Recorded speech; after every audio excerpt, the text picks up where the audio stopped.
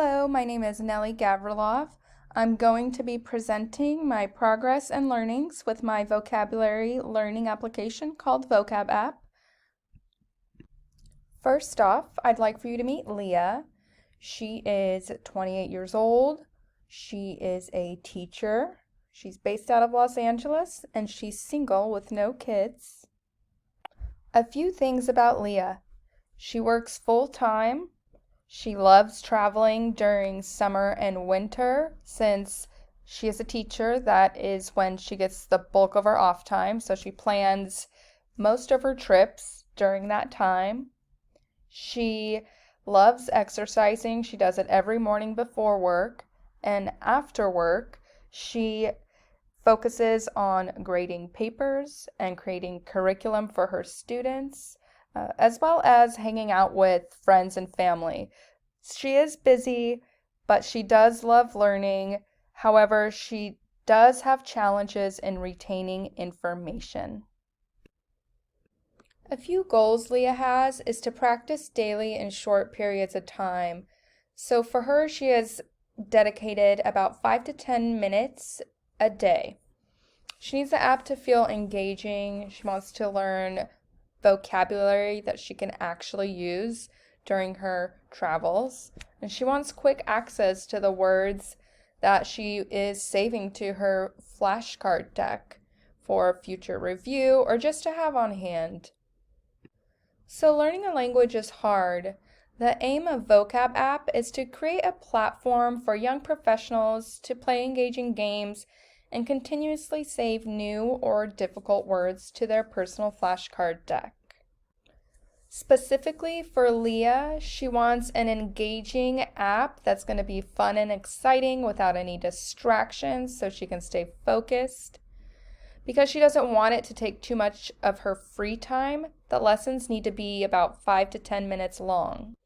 We'll know this to be true when she's using the app without any distractions and finishing her lessons daily. So we mentioned briefly the challenges that Leah has, but I'd like to read off a quote. As a teacher, I spend a lot of off hours creating curriculum and grading papers. So Leah doesn't have a lot of time outside of friends, family, and work. She wants to be able to see her progress so she can stay motivated to keep learning. She loves learning, but has trouble retaining the information, which is why we want to make an entertaining and engaging vocabulary app for her to make sure that she stays interested. To make sure that Leah can achieve her goals, I've created a user flow that maps out the journey that Leah would take to accomplish her tasks. Shown here are the step-by-step instructions that Leah would need to take to achieve her goal, which would be to first add a word, then add the definition, visuals, and notes, and choose a category to add her new flashcard to. I'd also like to point out this second user flow that I've created. This is the instructions of playing a game, and if you get an incorrect or correct answer, the prompts you would take to either save it to your deck or continue playing the game. Before taking a look at the low fidelity wireframes, I wanted to take a look at the usability test plan. So I used 4 young professionals as my participants. I gave them about 15 to 20 minutes to look over the app and play around a little bit.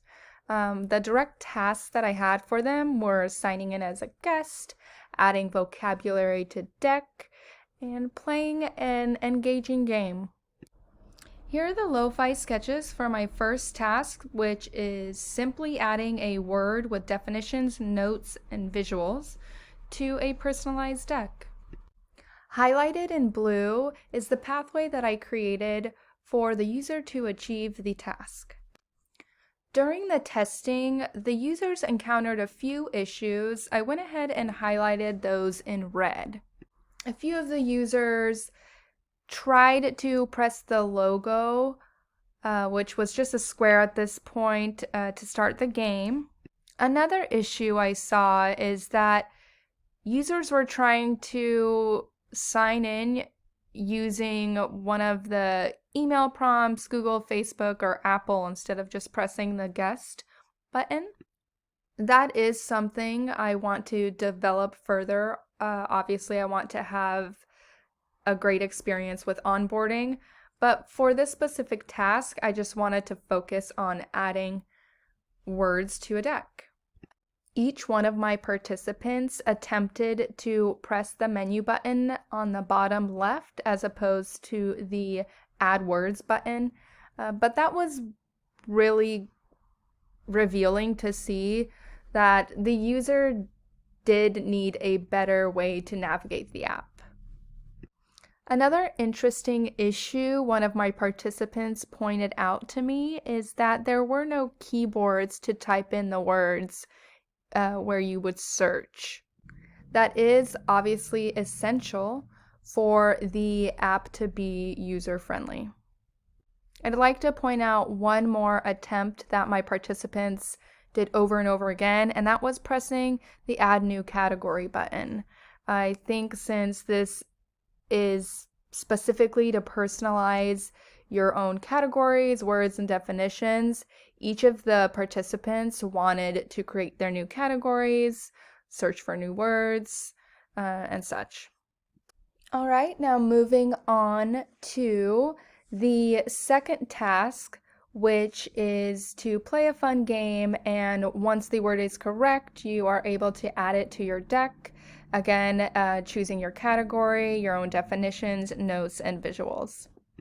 Again, I highlighted the pathway that I wanted my participants to take in blue, and then the issues that I noticed the participants having in red. With this sketch, it was actually pretty smooth and straightforward, had the same issues as the last sketch where the participants wanted to add new category and they were trying to type in definitions, notes, and visuals. Again, there was no keyboard. I found that the biggest issues my participants had with this prototype was the continue playing button that led nowhere, and it made it very confusing for the participants. All right, now let's move on to the usability test findings. The most important issue that my participants pointed out was not having a keyboard to type in to search your word. So the very simple solution of adding a keyboard creates more consistency. And now moving on to the navigation button on the bottom left, I needed a better solution for the user to understand the navigation since every single one of the participants attempted to press that button to start the game. So what I went ahead and did is add a new screen to when you press the menu button. It goes ahead and gives you navigation into your profile, playing games, adding words, etc., etc. It's a little more navigation than on the bottom of the screen, but from my experience, that's what the user is looking for. And the last finding that I want to point out is the Add New Category button. Again, I think it's very important to add new category, especially seeing my users test it and getting their feedback, specifically because this app is designed to be as personalized to you and your memory and thought patterns. So I did create that. So essentially, after you press that button, it takes you to the new screen where you type in your new category, add new category, and you can add whichever words you'd like to the category. All right, so what's next? I would like to add more screens so the prototype has more usability and information for the next time I am testing, which conducting a new usability test is definitely one of my next steps. After adding more screens, I would like to digitize it just to make it more appealing for the user, especially since I'll be adding recent changes and new prompts. Including more content and imagery is very important, obviously, since this is a vocabulary app. I want to be able to create as much content and imagery for the user to feel like they're experiencing the full effects of this app. And with all that, I definitely want to collaborate with a UI designer to make the app more pleasing and comprehensive. So what have I learned? Doing interviews are crucial in the beginning stages to understand the needs of the user's overall experience. This way, I can truly understand the needs that and wants that my user desires. In turn, that will help me be more detailed with my user persona. Another thing I realized is that the wireframes continually needed to be reiterated. I made so many sketches and tried to perfect it, but no matter how many times I did it through my user testing, flaws were pointed out, and that was very important to see how the user actually experiences the app. Another very important skill that I learned was how to use Marvel Pop and Figma. Those two applications were brand new to me, but they made it very simplified, and I appreciated that as a user. And that brings me to testing. Testing was a little bit intimidating at first, but once I started doing it and once my issues were pointed out by the testers, it was clear that it's necessary to have someone else look at your work. And lastly, improving sketches. I really want to digitize my sketches because I can already see after the initial sloppy wireframes that I made, it's essential for it to be clear and legible for the user to have the best experience.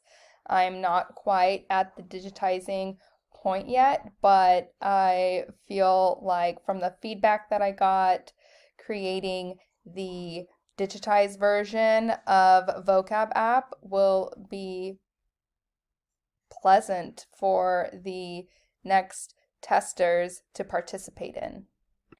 Overall, I learned that every step in this process, from user research to the presentation, is essential in learning what the user experiences while using the program or product that is created.